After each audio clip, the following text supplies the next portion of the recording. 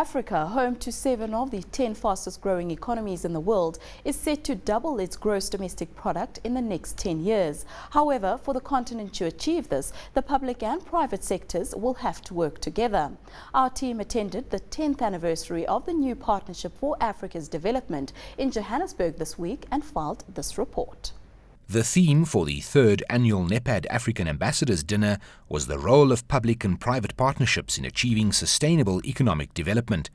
Stanley Subramani, chairman of the NEPAD Business Foundation, says Africa is a far more investor-friendly destination now and offers better returns and profit margins. We know that Africa is hungry for infrastructure, it's hungry for power, it's hungry for telecommunications. So every conceivable product that is consumed in this consumer market, every single large multinational that has got a product to offer will find that Africa is open for business. It will offer margins that are significantly higher than the rest of the world. It will offer an environment that is better in terms of growth potential. But more importantly, it will offer those businesses a greater lifespan in terms of their long-term strategy from a business point of view. When NEPAD was set up in 2000, it set an African GDP target of 7%, a figure which has proven to be just out of reach, with Africa expecting a 5.1% growth for 2011. But the role of business in development on the continent is pivotal. We talk about smart partnerships relative to working with governments, together with governments, in terms of making a difference. The opportunities are massive. You just need to go to any country across the continent and you'll see for yourself that there's massive opportunities. So PPPs is one way to do it. Strategic partnerships with other governments is other ways to do it. But certainly we see infrastructure as a way that will continue to power the African continent in terms of the growth part to 2020. The continent's GDP is set to double to $2.2 trillion by 2020 from the current $1.6 trillion. However, South Africa, the continent's biggest economy, says for these numbers to be realized, more intra-African trade will be needed.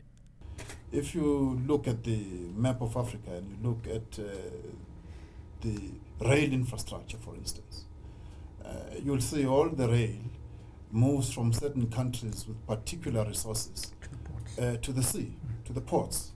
And the purpose there was basically to export raw materials outside to countries outside the African continent.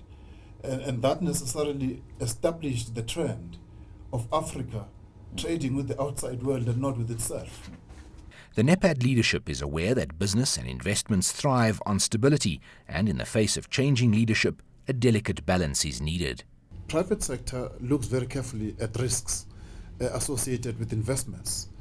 And the changing leadership on the African continent is dealing quite decisively with some of the risks that are identified by the private sector. For instance, issues of stability, political stability, issues of good governance, issues of peace.